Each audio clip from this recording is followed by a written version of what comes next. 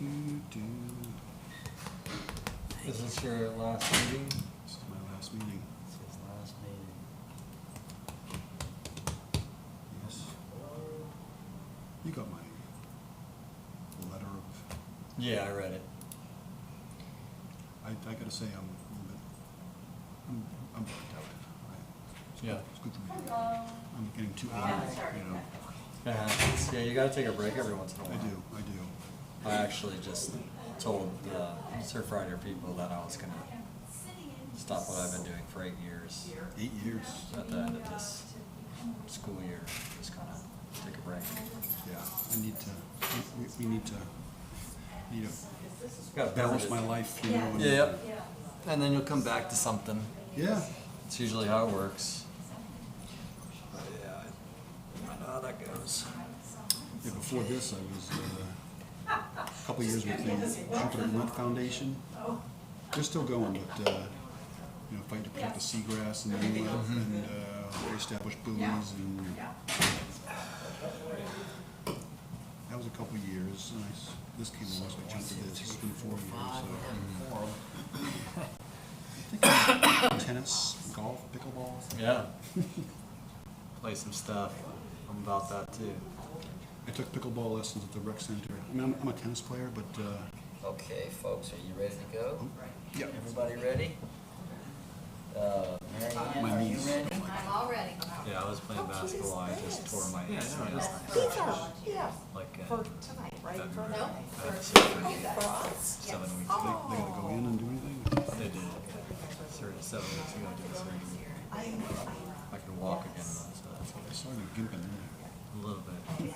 Okay, I'm going to call to order this meeting. This is the Environmental Advisory Committee meeting of the Village of DeQuesta for May 10, 2023. It is now 2:03 p.m. per my clock.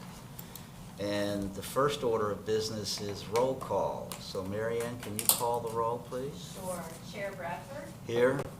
Committee Member Priest, Ooh, sorry. Committee Member Damon, Committee Member Redmond, Here. Committee Member Wenta, Here. Committee Member Damon. Here. Oh. I'm sorry. What? Vice Chair Shaw. Oh, yeah. I'm looking at an agenda and they have an old list. That's Okay, sorry, I'm going off Here. memory. How soon we forget. Oh, my God. The next item on the agenda is approval of the agenda. Are there any additions, deletions, and/or modifications to the agenda? Hearing none, can I get a motion to approve the agenda as submitted? So moved. Is there a second? Second. All in favor signify by saying aye. Aye. Any nays? Motion carries. The next item on the agenda is communications from citizens. Any citizen is entitled to be heard considering any matter under this item. Does our lone citizen? Do you- represent all the citizens. Yeah. Do you wish to say anything for the record today? No. Okay. Thank you for being here, though. The next item is presentations. We have none today. The item after that is consent agenda. The minutes of the meeting of April 12, 2023 are on the consent agenda. We've all had time to review it.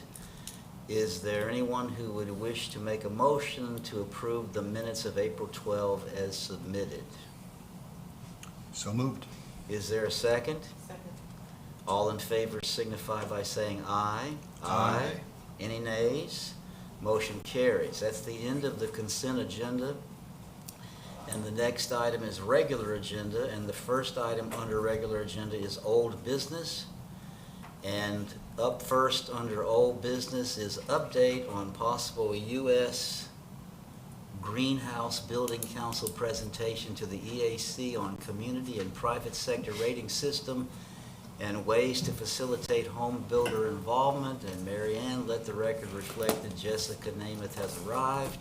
Jill, do you have anything further to report on this since last month? So I'm trying to open this up. The only thing further was they responded and said, so June or July would be, good time. I said, yeah, whenever you can, that would be great. And I sent them over what, the questions you had. If anybody else has questions that you want me to forward, please email them to me, and I'll put them on, the list.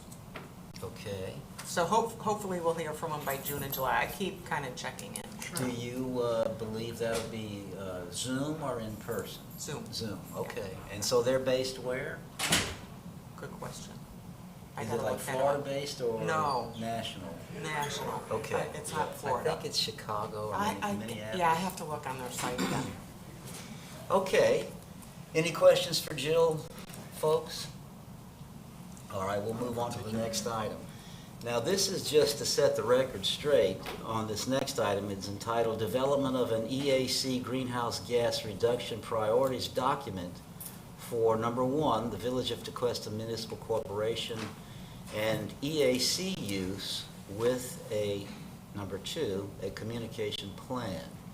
So what I did in this memorandum that's attached, trying to remember what I did.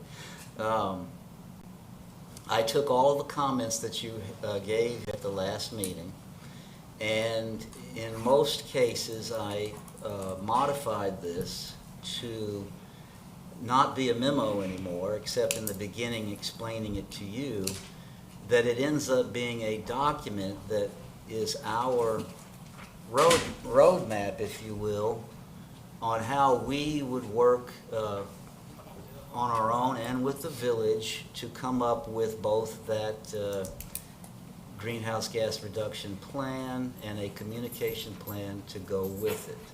And I'll just stop there because I've already been forewarned by Mary Ann that we need to get out of here. So,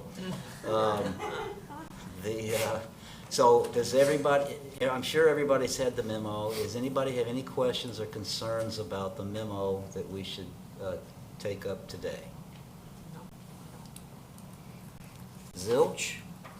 I'm a lucky guy, okay.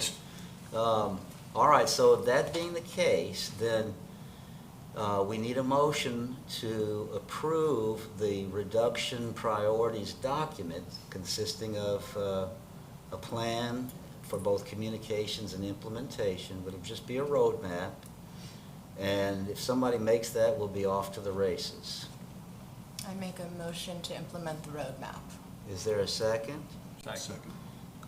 Okay, we have a first and a second. All those in favor signify by saying aye. Aye. Motion carries. That's the end of old business, and under new business, the next item is acknowledgement of Robert Shaw's service to the Environmental Advisory Committee. And I want to start this off by saying, I want to make sure that everybody understands that if it weren't for Bob and his conversation or conversations with former Mayor Abby Brennan, this committee may not even exist. And he was instrumental in helping get the ball rolling. And fortunately for us, Abby Brennan moved forward with the concept to implement the EAC. How long has the EAC been? We were, our first, I believe the council approved it in June of 2019, and our first meeting was late July 2019. So we're approaching 4 years. So Bob, I appreciate everything you've done. You've been an excellent vice chair, filling in when I'm not able. I am in awe of your diligence and your efforts to stay on course in spite of obstacles that may come up, and always being even and level-headed about how everything that you undertook in a proper way of dealing with those types of things. So I appreciate very much, and you will be missed, and I want you to understand. Thank you, man. Look forward to possibly working with you in the future Yeah, as well. absolutely. Anybody else wish to say anything for the record in regard to Bob's service? Thank you for bringing it to light, bringing it together for our village. You're welcome. Yeah, absolutely. Thank you. Yes, thank you. I appreciate all that you have done for us as well. And to your demeanor also, I have not implemented maybe, but I certainly strive to be as patient and good at not interrupting people and listening as you are and have been. So I certainly appreciate the example you've set for us. Thank you.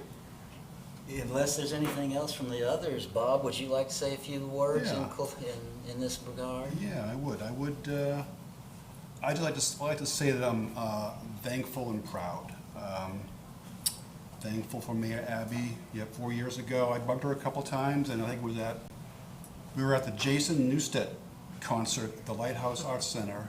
And she said, well, you know, I think she was done with me bothering her. She said, form a committee. So, and I endeavored to do that, but I had no clue, so I was very fortunate enough to, as I say, hitch my wagon to this guy right here, because we would not have a committee without you. And all the work you do behind the scenes, you carry the weight, and you know, your commitment to the village, I think is not given enough credit. I mean, you're a tireless advocate for not only the environment, for every aspect of financial. Yeah, I can't say enough for how much of a asset you are to the community, and I appreciate knowing you and working with you for 4 years, so hopefully we can work again in the future. But Well, thank you very much, but I assure you, I'm not tireless. But I also want to say that, so Tom and I got together. First thing we did was meet in here, and we said, what's our low-hanging fruit, I think was the language we used, and we attacked fertilizers and pesticides and a bunch of other stuff, but I'll get to that. But I'm also grateful for all the people that I work with, and you new folks, and you guys, Risa Listort and Frank Harding and Marguerite. You know, I'm very thankful to have the opportunity to work with them. Maria, I'm sorry, yeah. Pearson, yeah. Yeah. You know, from my perspective, nobody has any other agenda than to do what's best for the community and the environment. That's what I respect most and appreciate. So, you know, I'm proud of our accomplishments, you know, big and small. And I guess most of all, I'm proud of maybe the culture that we've brought to the community and to the council and to staff about the awareness of the environment. I mean, I see it. I can't say if it's how much we influenced the course of communications coming from the community, but from the social media posts and the notes in smoke signals and Jeremy's emails. You know, I just think we're on a great course, and if we had a small part in that, I'm pretty happy about that. But and I think it's time for me to go. I've got a few battle scars from some of our attempts to convince prior council to give greater consideration to both science and the protection of our environment, like barrier islands, for example. I mean, while they continued to rely on maybe outdated codes and development pressures, you know, we fought the good fight. I hope you guys will continue to fight that good fight. I mean, I'll have your back, maybe from the outside looking in. I hope you guys continue to educate, and both, again, staff, but also our residents, and thanks. Thank you. Thank you. Appreciate it very much. Yes. Okay, let me open the computer again. So the next item is, with Bob leaving and me not being tireless, we have designation of chair and vice chair of the EAC. So Oh, let's no. start. No. Can't start with that kind of talk. Well, it's true. I nominate Tom Bradford Oh, for please, chair. no, let's talk first. Let's. Is there anybody that wants to be chair beside? I don't really need it anymore. If you noticed, this might be not known to the public in particular, there is not a comprehensive plan item on this agenda today. That is, it's over. We're done with it. And all I have to do, you know, I've been on vacation, all I have to do is package it, and I will send it to Jeremy and the village, so that they have our environmental comments on the comp plan. So that major undertaking, which was in the original resolution, is now finished. So that, you know, I could see where that would be mind-boggling for somebody that had never done it before. But the, you know, look, I got a lot of stuff going on. Palm Beach Rotary Club, Tequesta Pines Homeowners Association. It's if somebody wants to do this, I would really appreciate it. I do not need to be the chair. It does, you know, I don't have an ego, so I'm perfectly fine if somebody else wants to do it. So, does anybody want to make a motion to have somebody besides me do it? Michelle. Michelle. Time to join, Michelle. Time to join, girl. Yeah, it is a lot of time, and I don't have that time to do that. I think you handle it very well. Well, it's so much, I think that the problem is, I don't know that any of us can even compose the thing. I don't know that Right. we're qualified even to write. I mean, you know how to write all of the, everything. But I mean, I suppose we have templates at this point based on the number of things you've written for us previously. Took the words right out of my mouth. I know, I knew you were thinking that. Ay, ay, ay. Yeah. I mean, respectfully for me, I'm just getting my feet wet here, so maybe in another year I could consider a chair or vice chair position, but I'm just too green, to be quite honest.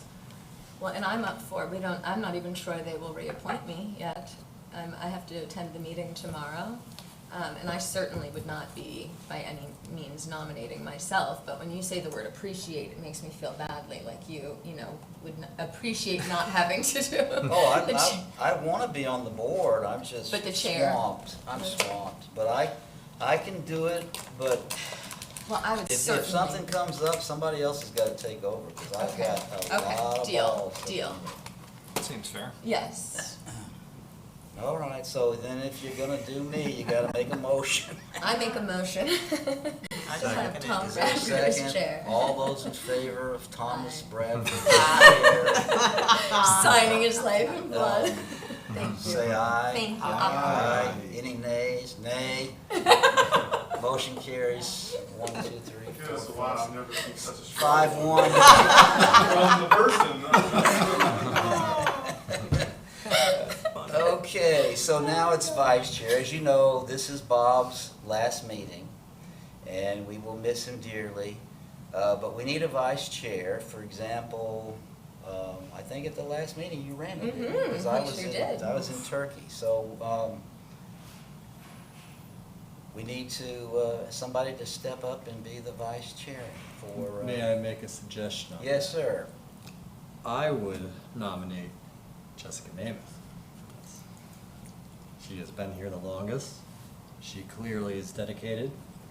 She clearly knows what she's doing, I think, despite what she says. I think she would make an excellent vice chair.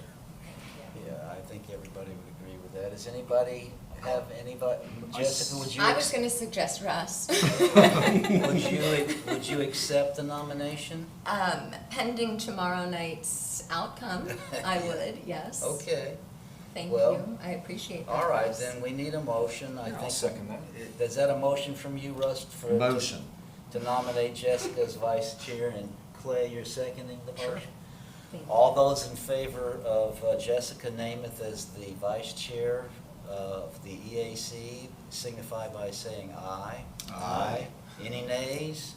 Motion carries. You're the new vice chair. Yeah. All right. Let's see what's next on the agenda. So now would be a good idea when, and maybe, is your name Michelle? If Michelle is appointed and/or wants to, am I on the right page? No, I just, I know Michelle, Oh. and she's amazing with our neighborhood, so Oh, I'm putting her okay. on the spot. Oh, I see. Well, I thought I saw a woman with the name of Michelle was a potential person to be on this committee. Did you, Michelle? I applied. Yeah. Okay, all right, so- See, I knew without even having to look. Well, that's what I was about to say. I mean, Yay. so what we can hear today are any ideas for future items for the EAC to consider. And Bob, you're not, you're able to say what you might think on that Yeah. as well. So anybody have any ideas for future items for the EAC to consider? Well, Yeah. I have a question, I don't know if it would fall under this, but I had a question for Jeremy, and the sidewalks. As I was sort of, I've been thinking about our conversation and the trees and the roots, and, I don't know if it's a liability, it would fall under too much of a liability for the village, but what about all that, the material that just, it allows all the Yes. drainage? I just And took, yes. there are all kinds of Okay. different material that maybe we can look into Well, versus, the pavers, or the, concrete or the asphalt. are you talking about the black that goes underneath all of those, or no? No, there's I gotta look it back up. Okay, I'm thinking of something else. Well, Impervious yeah, pavement? yeah, and there are different kinds. There are. And I think maybe that would be something for us to look into to help with the tree, and I'll look into it. As you were saying, it's all about the trees and the tree roots, which I completely agree with. But going forward with our sidewalks, I was thinking, okay, that might be something. What do you think, Jeremy? I think it's a great topic to research and move forward. I know Martin County started doing it, and I sent it to Doug recently for the next sidewalk project. I mean, we're going forward with, replacement and doing it just the regular way, but I think in the future it might be something to consider, so. Okay, do you know what they were using up in Hopetown? Well, what they were doing is doing like a pervious area around trees, so like if you had a sidewalk that, was kinda in the way, they would have this pervious area so the water kinda seep down Right. into this tree. Right. I'd have to go back Yeah. and look at it, I don't know, I'm not an expert in all Yeah, that, so. and I know a lot of it is, you have the squares, like the concrete, and then they put the grass in between, which isn't gonna work for a sidewalk, because you don't want people tripping, which is where the liability is. But I think there's actually a material, and I forgot to save, of course. Well, I went down the rabbit hole one night when I was just sitting there, so I'll try and find it again, and I'll bring it Well, up. I think it's a great topic for you guys to discuss, Okay. because I think that's the agenda. Okay, is great. To come up with I some think- future recommendations. and- Yeah, I'm a little, okay, I'm a thanks, little Jeremy. confused. What, are you talking about a layer that's, even with the sidewalk or the pathway? Or are you talking about the material within which the tree is placed when it's first planted? The actual sidewalk. So, we're putting in these sidewalks and they're asphalt, they're concrete. I mean, even brick pavers would be more, and I'm sorry about the word, is it? Impervious? Impervious, yeah, where it Impervious. allows the drainage to happen. But there's even there are better products out there to help with that, as we're trying to make this more of a walkable Yeah. town and more bikes and, Well, as somebody that's grown up with brick pavers, unless they're cemented in, which makes them more, Oh, it yeah. defeats the purpose, then you're gonna have a million little bumps Okay. that a million little Yeah. tripping over, as opposed Okay. to just one break in the side, Okay. in my opinion. I don't know Sure. that I've tested this, That's but fine. I've grown up with brick Yeah. like pathways Yeah. that were laid by, so yeah. the roots definitely disturb those, and we've Okay. all definitely tripped. Yeah, there are different, they're all different they're materials. I've beautiful. gotta look into it, because I brought up the sidewalks and maybe making them a little bit wider if we could in certain areas, and, different materials. So I'll take a peek and bring, send some emails to There's- everybody. There's two other things that are important relative to tree planting in streetscapes. Well, actually, there's more than two, but the two that come to mind about this particular subject is the trees that were planted long ago, such as, let's say, Country Club Drive, Those should be subjected to a routine and regular root pruning program to minimize sidewalk, curb, gutter, and pavement problems. Secondly, all new plantings going forward should have, in addition to the things that Jill has brought up, they should also have approved root barriers that direct the roots away from the infrastructure such as sidewalks and pathways and curb and gutter. And if you recall, I know Jill and Clay, they may not recall, but we looked at the University of Florida's, I guess it was the horticultural program, and they specifically recommend certain types of root barriers and how to modify the root barriers so that the infrastructure is protected. And this will, for example, I saw on our website, on the village website, that I guess it's tomorrow night, Doug Chambers, the Director of Public Works, is proposing to start a project on Tequesta Drive. I forget the name of it, but I saw a little line item in the contract was $17,000 for root pruning. So, you know, you can either do it now or you can do it later, but it should be done on a regular, systematic basis to keep them under control in those places where a root barrier was never installed. And this will improve survivability of the trees as well as protect the public's investment in the infrastructure. There was, Jill, I know that if you're interested, Jill, because you weren't here either when we did all of that with the trees, we did a bunch, well, I remember when I was in Boston, there near MIT, I saw something and I'm like, what are you guys doing? And they were planting these deep boxes kind of that went into the ground so that when they planted, the roots were forced to go down to a certain depth. And so I was like, oh my gosh, and we started looking into all of these different ways to mitigate and work with, and whether that was curving sidewalks and but there is a lot of information. Was it Florida Friendly, or what was the tree we found?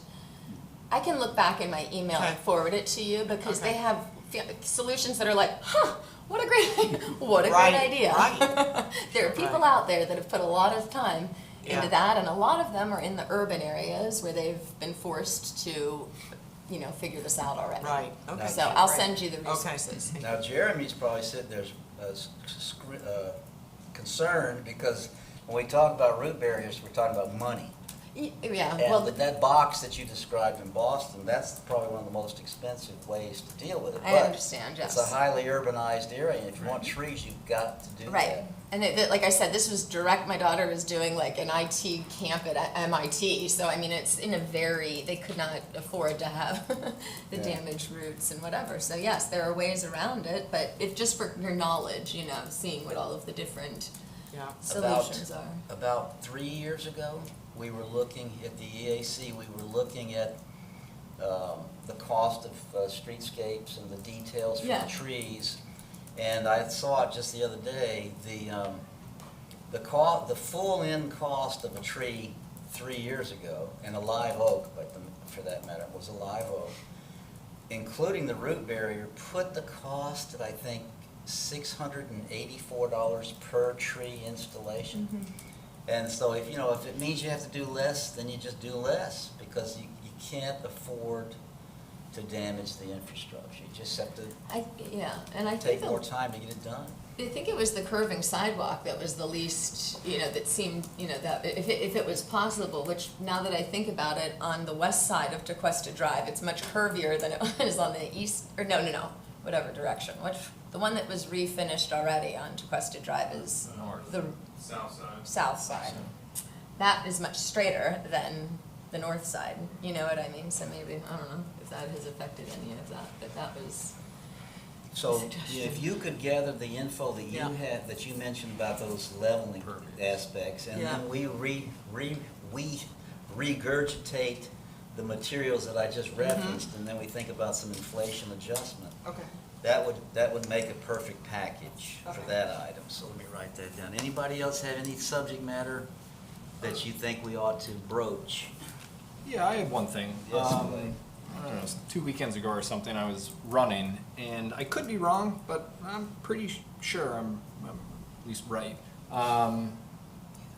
Tequesta Drive, all the way from US 1, past Cypress Drive, past over the bridge to Country Club Drive, there's not a single trash receptacle Yes. anywhere.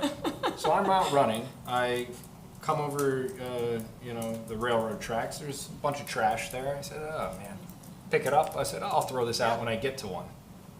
Well, there are none. They're right on the bridge. So it blew my mind a little bit. Then I started looking even further. I started talking with some neighbors, dog walkers, this, that, and the other. Some of these people just choose not to pick it up because there's nowhere to throw it out.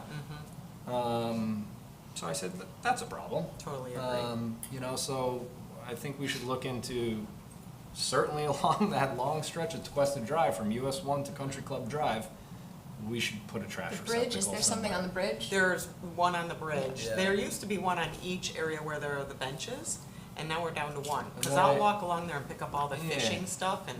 And I noticed throw it they in that put in trash. a bike rack right by, I guess that's just past Cypress Drive for, I guess, where one of the school bus must Yes, drop yeah, off. Between Willow and Cypress. Yeah, correct. Now that the bikes are there, I've noticed there's more trash there. Maybe one there. So whether it's the kids, this, that, or the other, but I don't know. I think we should look at maybe introducing a couple more trash receptacles. I certainly agree. Like I even think to you're the corner of right. Tequesta Drive and Old Dixie. I think you're right. Let me tell you one thing I do know, and it doesn't apply to us, so don't get worried. When you're in a big city, including a little city like Palm Beach, you'll notice there may not be any garbage cans. And the reason is terrorists will plant the bomb in that garbage can and they'll get you. Jeez. What? Yeah, I hear what you're saying now. It's wild to have to But that's think in not those applicable to terms. this. This is a suburban Yeah. Yeah, Open. wow. area. Yeah, I Well, mean, and if we're on that same topic of the receptacle, I don't know if you, Jeremy, have you been over to the Jupiter Recreation Center and seen, like, they have that whole wall, it's the recycling wall. They have like the big, the blue bins, and they've got pretty posters that show about the different recycling, and I have pictures I took the last time I was there, but, I definitely, and I know these are pretty, but I am just not a huge fan of the recycling bins. And I know I don't see them used as much as I feel like they could be if they were the blue bins that are like cans, yellow. paper or whatever, very visible. And so I would love to see that be an investment. I know it's not maybe something that So I think is. if people are they will use- stainless That's steel? and I think those magnets or those that that's the stainless steel, yes. Right. And I think whether it fills up fast or whether they don't see them or I don't know, but from the moms or the people, I think they're and again, there were so many people. We were at the rec center today, and I've never seen so many people. It was amazing. There were like 30 women in the class, and then all of the kids and moms in the mom class. So, I mean, it could just be there were a lot of people. But I definitely would love to see those bins in the Tequesta Park, Constitution or whatever. That would be wonderful. With some education too, the signage. I'll forward it to you just so you can see. I don't know what program they use, but. And are we still? Is that universal in your mind, or just limited to the new reg center? Oh no, I would do it at Constitution. I just like the visible recyclables. Like even at Publix, how they have the line of the green ones outside, and you can clearly see they're the recycling bins. And let me go find which one I've got to put my stuff in. Okay. I think my suggestion would be to start maybe at Constitution Park and see how receptive people are to using them and correctly, because then, I love the idea, but I find people are just lazy about, they'll just throw their trash in there, and it's so annoying. You're too kind. With the garbage right next to it. Yeah.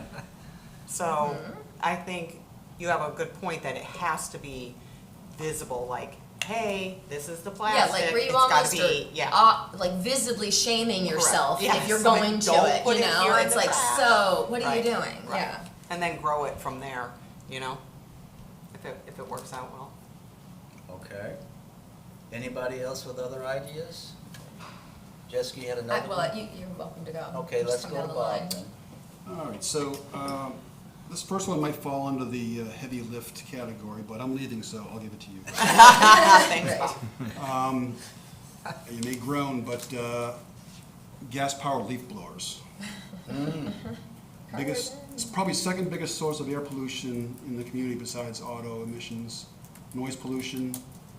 The electric ones are getting more powerful. I know some communities around the country are making the transition. Yeah, I can tell you all about that. People have approached me, and I've been reluctant because I know it would be a heavy lift, but yeah, that would be. I can tell you the history in Palm Beach, and I can also tell you what they ended up doing. It's, you know, and I don't mean telling you now, but as part of what you're suggesting we look into. And one of the things I remember was that we discovered that the quietest leaf blower is not a leaf blower, it's a leaf vacuum. And they make, around the world, there are just hundreds of them made by manufacturers. But anyway, yeah, that's a good subject. I'll leave you with that one, but, and maybe this is not new, but I just want to tie up what you're presenting to the village manager and the council regarding the solution to our greenhouse gas emissions. And I just want to reemphasize one last time my support for the village doing everything it can for EV charging stations, transitioning to staff with hybrid vehicles. I mean, just this past Sunday, there was on 60 Minutes, there was this whole episode about lithium batteries, and maybe some of you saw it, where it's done clean, it's geothermal. It's in the Salton Sea, where they have they're extracting the liquid coming out of the ground, and the lithium's coming out of there. And it's fueled by the heat. There's no fossil fuels being used to make it. So the auto industry is going to EV. They're all transitioning. It's happening whether we like it or not. That'll be one. And then, of course, solar. I can't let you go without one last pitch. I mean, there's a lot of misinformation out there. There are entities that we all know that are vehemently against consumers installing it on their own homes. They want to sell it to you. There are powerful figures in government, not saying here, but that don't want you to. There's misinformation on the internet. There's scams out there, but you know, if FP&L is installing solar farms everywhere, you know, the technology's there, the savings are there, the tax credit is there, the village should jump on board. No, I meant to actually send this to everyone, but I saw there's some advancements in sort of in place, like wind, not solar, but wind that like sits on the top of a building. I think it's more sort of industrial size type stuff rather than home size type stuff. But I saw a video on that explaining the science behind it, and there's a whole lot of advancements, and that might end up overtaking the whole solar thing. Yeah. That might be something to look into too. I know they're doing it on industrial buildings and sort of pairing it with solar, so it's sort of like a matrix of solar and wind. And the thing, it was certain you couldn't do it on residentials. It's too big. But on, you know, bigger sort of village building, maybe something like that. Is that something, the wind option, would you like us to look into? I don't know. Maybe I'll just go back through my YouTube history, and I'm sure I've watched 2 whole videos on wind stuff, so it wouldn't be too hard to find. So basically. Well, I'll send that out. I don't know how realistic it is. I literally watched 1 or 2 videos, so I don't know how realistic it would be. But I did, when I saw it, I thought about, I wonder if this is something that could be. It seemed like what they were saying is potentially cheaper, potentially more effective. The unit that they had was the equivalent of, you know, so many different solar panels, so it looked like it was. And it was sort of coming down the line. I don't think it was like available commercially yet. Yeah. But Speaking of YouTube videos, I saw one in the last couple of weeks where I forget who they are, might have been Germans, have come up with a new material in lieu of the silicone-based solar panels.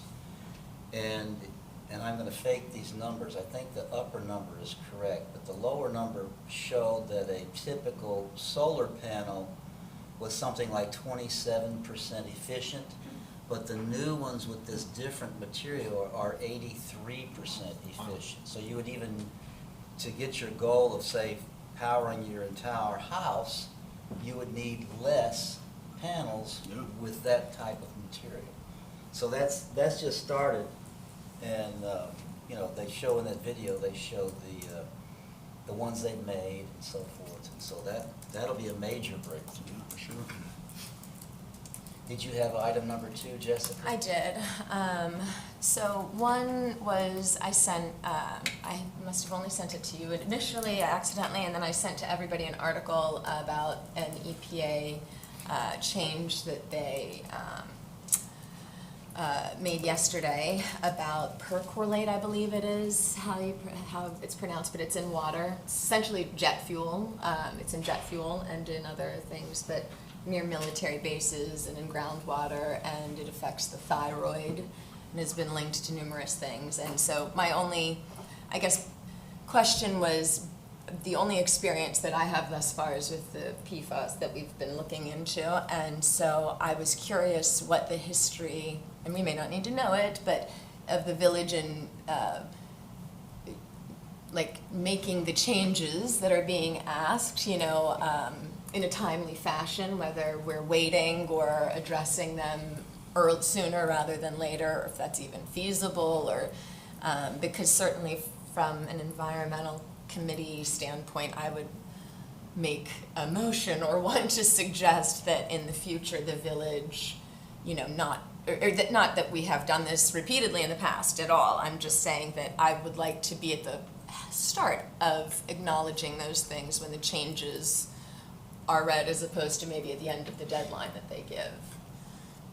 Marjorie, you want to respond to that? I'm up here in case you need me. Oh. Yeah, and so my question, I guess, if I were to have a question, would be if in the past, I know that with the PFAS, that's kind of come about, and you're new, there's so many things that have kind of come about with that situation, but the history of the village, if these changes have come about in the past, addressing them? Marjorie Craig, Utilities Director. Mm-hmm. So I think what you're asking is, if we, you know, no matter what's gone on in the past, moving forward, Mm-hmm. we want to be proactive. Yes. With monitoring and testing and evaluating for any unregulated contaminants that may be coming down the pipe. Yeah, or if we're aware Or of even regulated, or if the EPA has newly regulated contaminants that we definitely do that. yeah. And I already bored you with the fact that I'm involved with statewide And- committees. I'm the chair-elect of the Yes, Florida section of the and American Water Works yes. Association. And it's music to my ears. And I certainly appreciate your passion and commitment to have a this passion is for it. palpable, and I so appreciate it. So again, I was just wanting to make sure that in the future, like as a village, we are committed to addressing issues when they're first Proactively, brought up, as yeah. opposed, you know, a lot of times they give years for people to make necessary changes because of, They have to, because, Right. so even for it to get to this point, it's taken years for EPA to get to the regulations. so right, now that it's like, woof, we've got an issue, folks, you know, I, being such a small village, would think it would be much easier for us to address the issues as opposed to the cities that may take years to do so, you know. Yes and no, because we're small, and the costs to, like our operational costs, having an RO plant is quite expensive, but it's worth it because the water's great. And it's something that pretty much, I'm convinced that pretty much all utilities are gonna have to go to membranes in the future, because it's one of there are other unit processes that can remove things, but to really get those micro constituents out of the water, the membranes are the way to go. So the problem with that is it's just high in energy, and if we could somehow harness on a dependable basis, but Because I'm confident that if we were to ask our residents, water is very high, water quality would be very high on their list of concerns. and should be. Yes. In the prehistoric past, when I was manager here, we only we only tested for that required by the state of, it's either FDEP or definitely EPA. But I noticed the other day, Margie had something, and maybe it was on the, what month is this? On the April agenda, it was $8,000 to test for the PAFF? Yeah, Cost. I remember. Yes, may I speak again? Yes. Yes. So, and that's accurate. Most utilities, in fact, I don't really know many utilities that, it's expensive to do a lot of these tests. And so your core mission is to meet or surpass the safe drinking water standards, to meet to meet or be better than, local, state, whatever drinking water standards are in place where you are. So you're right. And PFAS, we're not required to test until December, but we're doing the pre-screening, and we were, just like a lot of things, so it was scheduled for April 28th for them to come out and take the samples, and it is very expensive. That's just for 6 samples. Yeah.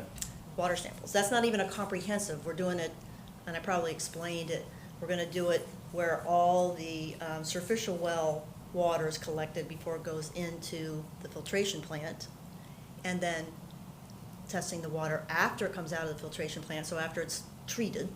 And then that's the two of the samples, because we have 2 plants in one. We have the filtration plant and the RO plant. So we're also going to test where all the upper Floridan water comes into the RO plant, have that 3rd test, and then after it's treated through the RO plant. So you're going to have an additional indicator of, is it in the superficial aquifer, or is it in the upper Floridan aquifer? We don't expect it to be in the upper Floridan aquifer, but in a karst topography that we have in Florida, which just means it's like Swiss cheese and you have interconnection between the surface and the formations below ground, it could be. We don't think so. Then once you do those are like the sentinel testing, and then if you find it in the collection of, before it goes in the filtration plant, then we start to look at the 10 wells. Is it coming from all the 10 wells? Is it coming from this well? Is it coming from, and test that way. Yeah. More than maybe you wanted to know, but that's, because we were talking about testing, and we're supposed to have it on the 28th. They did not show up. We contacted them, hey, what's going on? We'd already, are you coming, And they didn't show up, and they said, well, I'm sorry that we had no communication, but we were not able to get the sample bottles in time and set up the sample kits. And so it's not gonna be until, but now we have the bottles and we've set them up, but it's not gonna be until May 23rd. And I'm like, what do you mean it's not gonna be till the 23rd? You mean you can't get us in sooner? You've got the samples kits set up.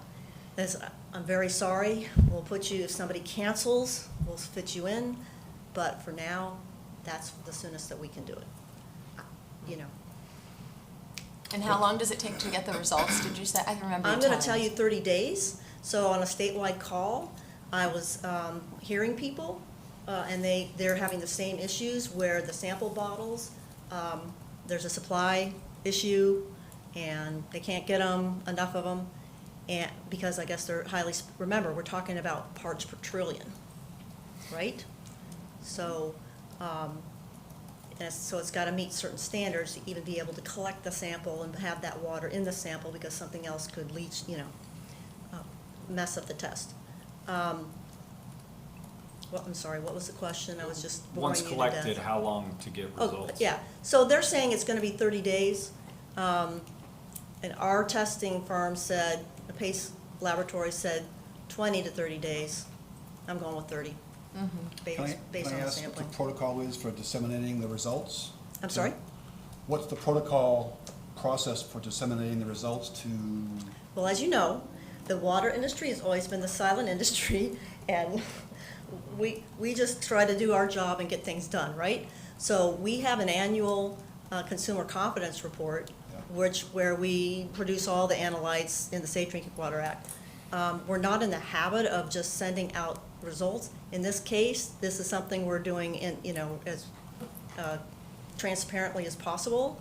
And when we get the results, we'll share them with the village manager and figure out how to get them, When does the annual report go out about the testing that you have been doing?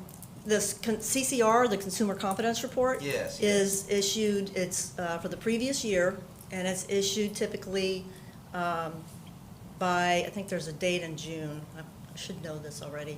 And so I'm reviewing actually the word part right now. It's ready to go. So am I right in thinking that if EPA requires the testing of the, what's it called, PFAS? PFAS. In December, then if we follow traditional protocol, we're not going to, unless we hunt it down, we're not going to see those results until the confidence report in June of 2024? It's being phased in. It would be, when it's a regulated contaminant, then it would be disclosed in the CCR. You're right. And that would be the following year. Okay. That's absolutely accurate. So if you, but. So they don't list everything that's in the water, they just list the regulated contaminants? Well, that's all we Right. test for. Oh, right, okay. Well, I Because you thought could, before you you could said spend $1 million unreg- on testing. No, I know. I thought before you were saying about unregulated, like you were saying. Right.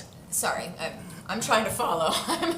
I get it. So, what I was trying to put into words was what I thought your thought was, is that we want to be on top of anything that's not regulated right now, but it's coming down the pike, and we want to be proactive about this.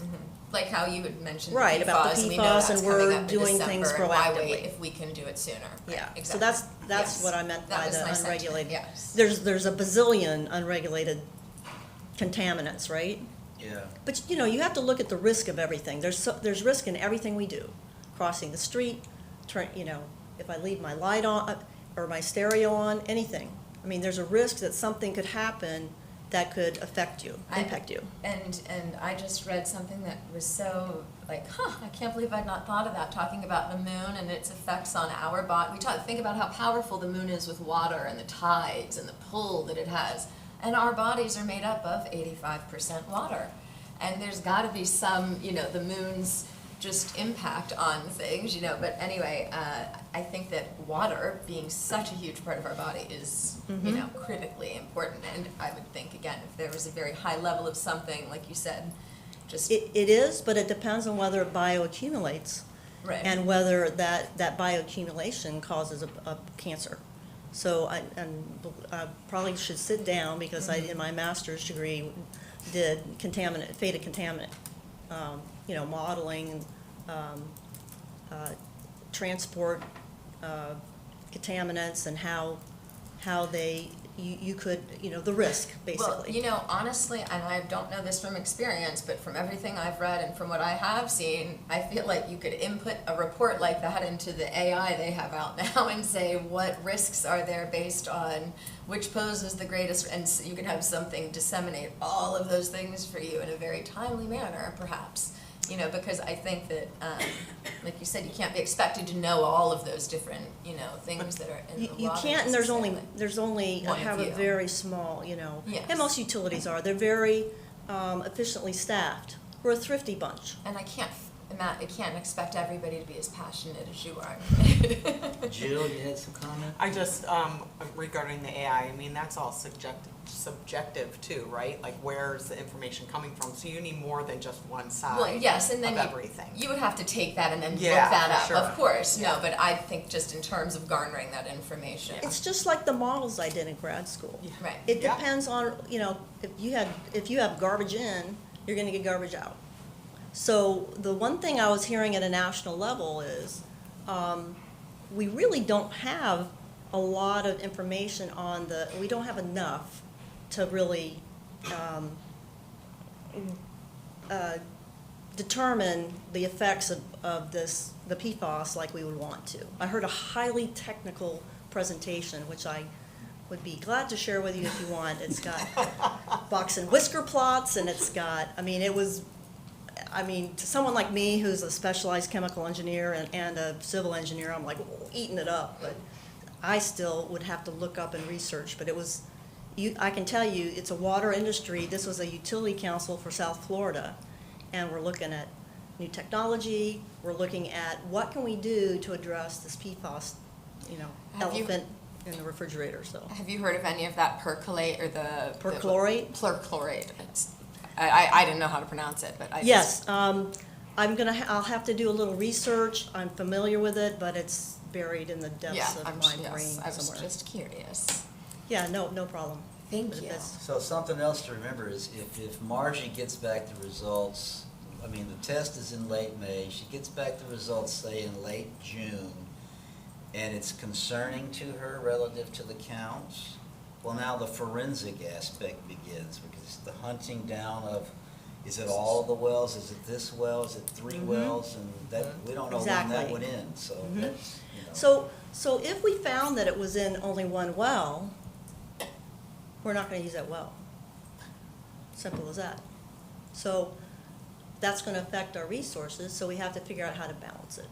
So you're right, we have to figure out how to optimize things depending on what the results are. And if you're not, let's say it does happen and this one well is affected. I'm praying a lot though. Right, I'm totally with you praying, because I think our water is fantastic. And I'm hoping that that is true coming down the road. But that one well, is there now recourse that we can move forward? Is it something that you want for us to fight for, to fix, to, fix it, make it, what is the step then to bring that well back into working order?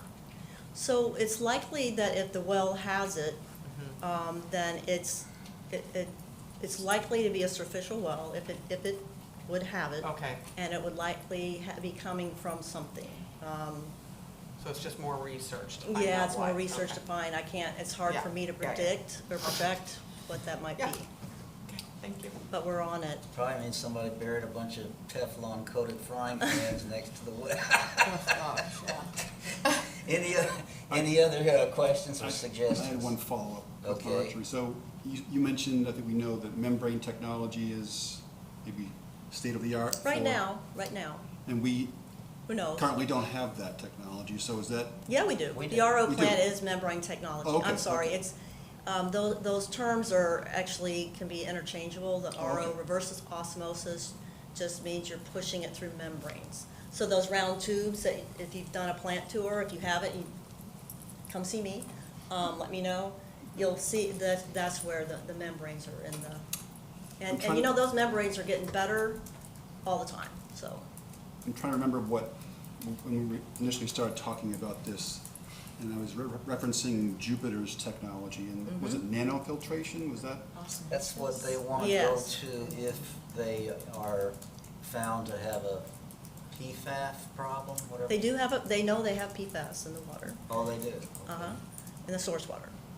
But like us, they have an older plant, but they also have they have a reverse osmosis plant, and they have a nanofiltration plant. Oh, so Both they've already are built that. membrane plants, they're just a different, if you Google it, you'll probably get a good, I could probably find a good video to bring in but, yeah, it's, Is nano more expensive than RO? yes. Yeah, okay.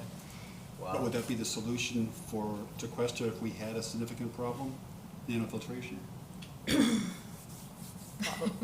Well, there are other technologies. So you could use carbon. So activated carbon or granulated carbon. And that is one way to do it. The problem is that after the water that has the PFAS in it goes through the carbon, then you have spent carbon, like a carbon filter, like anything, right? Just like your home. And if now you've got a waste, a sludge, Yeah. if you will, that has PFAS in it. So right now, there's only one place in the country that can destroy PFAS. So, a lot of the buzz is, there's actually some startups that are looking into technology. One of them's from Texas A&M, where I went for my undergrad, to kind of get up to speed so there are more locations and to improve the technology. Another unit process that could remove the PFAS is called ion exchange. And you use a resin, and so the resin, you put it in the again, stop me when I bored you to death and your eyes are rolling into the back of your head, because I've got useless, I should be on Jeopardy for water people. So, I wanna see ion the exchange Foster whisker system. plots. You've got an ion exchange system, and you put the water through that, you have fixed bed, and you have some proprietary like MyX. So you put it through the vessel, and so the whatever, we'll just call it bad material, the stuff you don't want in your drinking water, agglomerates to the resin and removes it, and does some ion exchanges, like exchanges this iron for that iron to do some of the removal. But then you've Right. got a waste stream Residue. And you have to that replace is that, right? concentrated PFAS. Yeah. What do you do with it? And you eventually Yep. were ions. So, and nano's the same way. You've got a concentrate. Jupiter has a deep well. How much are deep wells right now? $17 to $20 million. What's my annual operating budget right now? Less. Much less. Yeah. Less than Wow. $6 million. Oh my God. All right, it's actually, our operating budget's about 6.5 or 6.6, I think. And then our actual spend is less than that usually. Utilities usually can't spend, The max. in an ideal world, you don't spend everything because you must have a few things in case something happens. Did you just say that a 1,500? What did I say? 1,500 Oh, no. A 1,500-foot well to the Floridan aquifer costs how much? 20 million. No, it's not to the Floridan, because you cannot drill a deep well, a deep injection well, to put your junk Oh, an into, your injection concentrate. well. Oh, I thought you meant a well. No, with no. injection No, well. but our rehab wells and relocations for our superficial wells are approaching $1 million, if you can believe that. I can hardly believe that when the No, I don't engineer's doubt that. They opinion were- of cost was about $500,000 to $600,000 2 Wow. years ago. That's huge. Yeah. Useless knowledge in my brain, again, so. I think it was like in the year 2000, I think it was $500,000. Anyway, Sounds any other, Wow, thank you for that, Marjorie. Thank Are there you. Any Thank you. other? I have one other. Yes, Jess. That I don't know if I've tried to load this here and maybe I can stand and show you guys. Yeah. So when I was walking at Sea Glass the other day, Never heard of it. basically I'm trying to show this debris down here. So Yeah. I was beach cleaning, of course, and I was going to clean stuff up, and I went to go grab this, and I'm like, what is this? And this is all of what is under the landscaping. And so as the erosion is happening, it's just everywhere, coming out, and it's just kind of eroding away with, Yeah. here we go. It's, Trash. let's see if I'm coming back to it. Here's more, it's green up here, and it's black down low. So it's all over the beach. Here's some sticking out here. Are you talking about that algae that's coming? No, this No, is, It's like a landscaping. this is the landscape matting. So basically, the plants used to come out much farther, and see all of this sticking out? That's all landscape matting here, that, as you guys are seeing, there's some here. How you, you know. how you gonna dig into that if you're a Well, yeah, but it's just tearing away, and it's plastic Yeah. we're feeding into the ocean, and I'm like, well, crap, And that was in front of which property? This is in front of Sea Glass, but Seaglass. I'm, I've seen it in other places. Yeah. It's Oh, yeah. just the erosion has gotten so, they had to Severe, close right? off the steps leading up to the building because, it's dangerous. You can't even get to the first lowest step. But they lost all of their landscaping, and this is what's underneath. Okay. I'm wondering what would have been the purpose of having that material anyway, because isn't it Weed? mostly, yeah, don't you want They were anything that's growing to start Yeah. coming up anyway? They were probably trying to have it for erosion, and it didn't, whatever they did wasn't working. There has been some version of this Yeah. even before sea glass, because I remember trying to pull some out Yeah, before, and I've it's done so that hard. too. Yeah, it's Right. impossible. On It's beach so, cleanups, yes. you see something, you It's think, so oh, here's hard. something. Right, then and it's I've like, done oh, that, nope, yes. That's not coming anywhere. So, but this is, I looked, and there are different colors, there's Yes. newer material, there's different material, and this, as I'm walking, I was wondering, golly, if this is on every building, if this is the standard with the landscaping, that's an issue. Okay, so can you summarize what you'd like I us to would look into on Yes, that or, matter? yes, and if I know what to look into, but I think what the regulation or what the rules are for the usage of landscaping material on the new development or redevelopment on the barrier islands. Or what is that called, that matting? You said it earlier. Like a weed, Is it landscape fabric? Yeah. like the mesh, the landscaping mesh, the plastic. It's barrier, it's weed barrier. A weed barrier, I mean, that's it's- exactly, yeah, it is, it's like Wow. But it's I a thought lands. I thought the purpose would be to stabilize the sand. Well, no, because you use it, I mean, excuse, our king of the landscaping over here, right, is it not? You use it,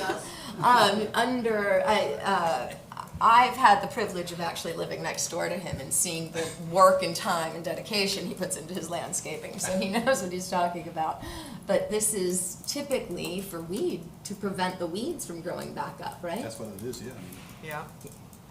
Right, I see what you're saying, like this, because some of it looks very dense, like it might not be that weed matting, but that is a specific thing, I guess, the weed matting, right? So I guess the first thing to look into is whether this is used for landscaping or a stability purpose, stabilization or landscape. What was the purpose of this? When I Googled this, I just Googled weed barrier material on beach, and it looks like people around lakes use something that they call sand mats to add Yeah, sand. no, I know And those. it- Those are thick. That's much Okay, thicker. so it's not the same. This is literally like, I mean, this is that thin, like Right, what I would. it's weed barrier, right, but I was Right. just wondering if maybe people, So I guess- don't know, like people who used to live on lakes could come down here and be like, oh yeah, we're losing our No, sand, no, let's this get is a some sand development. mats or These are whatever." Miami guys. I think this is, I think, for landscape. I mean, that was underneath. You hit the nail on It was the head. intentional. Yeah, Yeah. for I would assume, because they, to that same, notion, have lost all of their, it was below this. Yeah. So this was the Oh, yeah. landscaping.